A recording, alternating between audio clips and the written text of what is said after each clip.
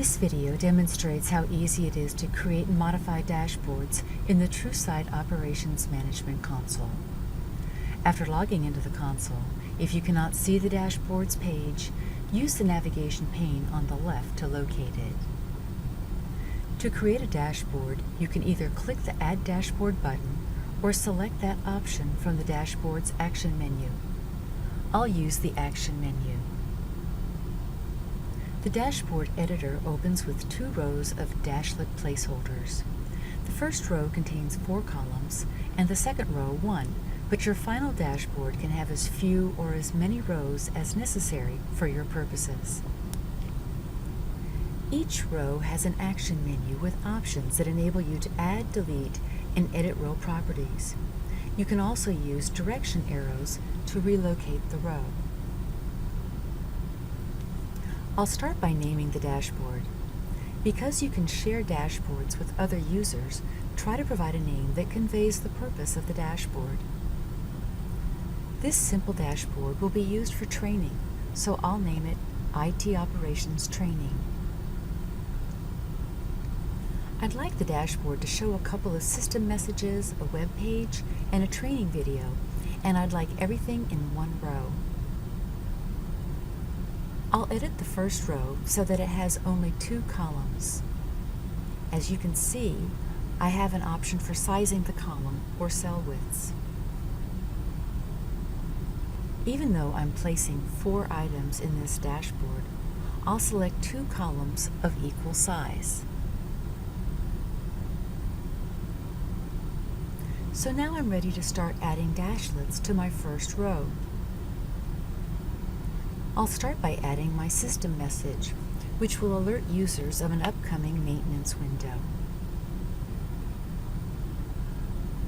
After choosing my dashlet type, I need to configure my dashlet.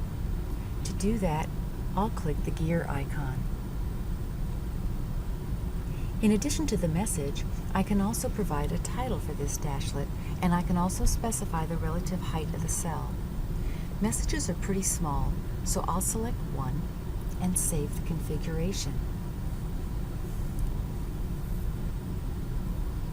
Notice that after I add my dashlet, I still have the option to add another one.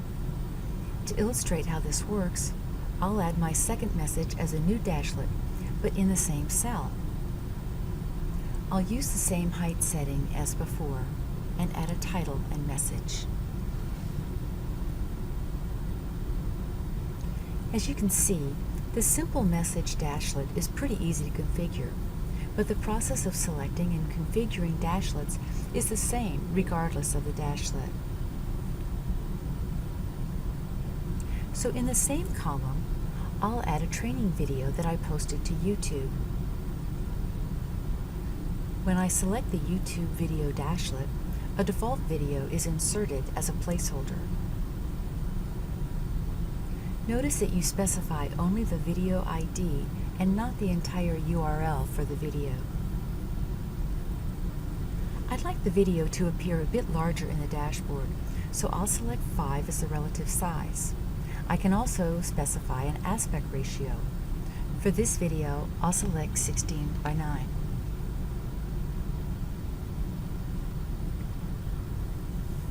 I'll finish the first row by adding a web page to my second column. For the web page, I'll select a slightly smaller relative size.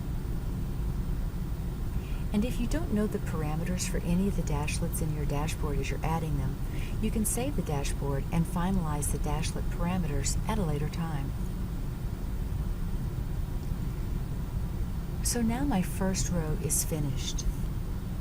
As you recall, I didn't want a second row, so I'll delete it from my dashboard now. Had I wanted to add more rows, I could simply click this icon below the last row, and it would add a row to the bottom of the dashboard. So I'm pretty happy with this layout, so I'll click Save and save the dashboard. Now that I've saved this dashboard, if necessary, I can edit it by selecting Edit Dashboard from the action menu. When I no longer want this dashboard, I can also delete it from here as well. I'm not happy with the arrangement of the dashboards, so I'll modify the dashboard and relocate the dashlets. As you might recall, I added 3 dashlets in a single column. I think that it would look better if I had one message in each column, so I'll drag the dashlet from one column to the next, relocate the other dashlet, and save the dashboard again. Oh, this looks better. When I want to create another dashboard, I can simply return to the Dashboards page and select Add Dashboard from the Dashboards action menu, or click the Add Dashboards button. Thanks for watching.